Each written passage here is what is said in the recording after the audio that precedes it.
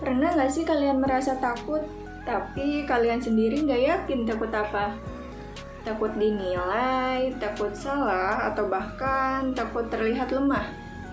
Halo semuanya, saya Mayang Sari, Prodi Manajemen kelas 2F Universitas Tangerang Raya. Hari ini aku mau ngajak kalian semua ngobrolin satu topik yang jujur aja ya, relate banget sama kehidupan kita yang sekarang, yaitu rasa takut dan cemas di era yang katanya semuanya serba terbuka. Kita hidup di dunia yang semuanya bisa diakses. Apapun yang kita lakukan bisa dilihat, dikomenin, atau bahkan diviralkan. Tapi apa ya efeknya? Banyak orang, mungkin termasuk kita, jadi takut menjadi diri sendiri. Takut kalau suara kita salah, takut kalau penampilan kita nggak sesuai standar, takut kalau pendapat kita dibantah atau malah dibully. Padahal kita semua punya hak buat didengar. Kita semua berhak buat belajar tanpa harus sempurna dulu. Jadi, yuk kita bahas gimana caranya kita bisa tetap kuat, tetap pede, dan tetap waras di tengah dunia yang katanya serba terbuka ini. Kenapa sih kita gampang takut dan cemas di era sekarang? Jawabannya simpel banget loh teman-teman. Karena sekarang segala hal bisa dilihat dan dikomentari oleh siapapun. Salah dikit aja bisa viral.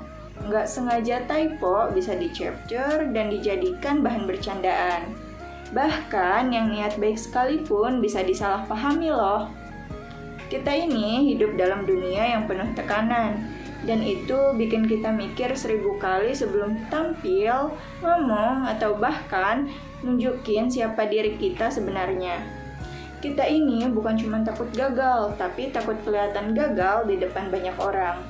Dan akibatnya kita ragu mengambil kesempatan, overthinking setiap malam, dan bahkan ngerasa capek secara mental karena selalu merasa kurang. Tapi jangan khawatir ya. Rasa takut dan cemas itu bisa dikelola. Gimana ya caranya? Caranya kita terima dulu rasa takutnya. Karena rasa takut bukan musuh, tapi bagian dari diri kita. Kalau kita terus pura-pura kuat, yang ada kita capek sendiri. Mulailah dari mengakui kalau kita takut, tapi kita berani untuk mencoba. Karena keberanian itu bukan lawan dari takut, tetapi tetap maju meskipun takut. Yang kedua, kita kurangi perbandingan sosial. Kalau kita terus-menerus melihat kehidupan orang lain di media sosial yang kelihatannya sempurna, kita bisa merasa semakin insecure. Padahal itu semua terfilter loh teman-teman. Yang kita lihat hanya 10% dari kenyataan. Kita fokus saja dengan perjalanan kita sendiri. Yang ketiga, membangun self-talk positif. Kata-kata yang kita ucapkan ke diri kita sendiri itu penting banget. Kita harus merubah dari kata aku takut menjadi aku sedang membangun keberanian.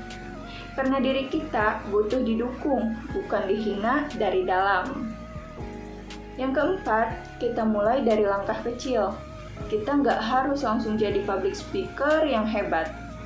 Kita bisa memulai dari berani tanya di kelas kepada dosen, berani tampil di video yang berdurasi 15 detik, dan berani jujur soal perasaan kita ke orang yang kita percaya. Karena langkah kecil akan membawa perubahan yang besar. Kelima, bangun lingkungan yang sehat. Kita butuh orang-orang yang bisa mendukung kita, yang enggak menjudge, yang enggak ngelucu di atas rasa takut kita, dan kalau kita butuh, kita bisa loh mengobrol ke psikolog. Karena itu bukan suatu kelemahan, tetapi bentuk keberanian. Nah teman-teman, takut dan cemas itu bukan hal yang harus disembunyikan. Itu tanda kalau kita manusia, tanda kalau kita peduli. Tapi kamu juga harus tahu, kamu lebih kuat dari rasa takut kamu lebih hebat dari rasa cemasmu, dan kamu enggak sendirian. Gak apa-apa takut, tapi jangan berhenti. Gak apa-apa cemas, tapi jangan menyerah. Mulailah dari menerima dirimu sendiri, berani tampil walau pelan, berani jujur walau takut, dan berani hidup bukan buat sempurna, tapi buat jadi nyata. Terima kasih sudah dengerin aku. Semoga apa yang aku sampaikan bisa menjadi kekuatan kecil buat kamu yang mungkin sedang berjuang diam-diam. Tetap semangat, tetap jadi diri sendiri, dan tetap jalan meski pelan. Karena itu pun tetap langkah. Sampai jumpa. Kamu keren, kamu cukup, dan kamu berharga. Jangan lupa itu ya teman-teman.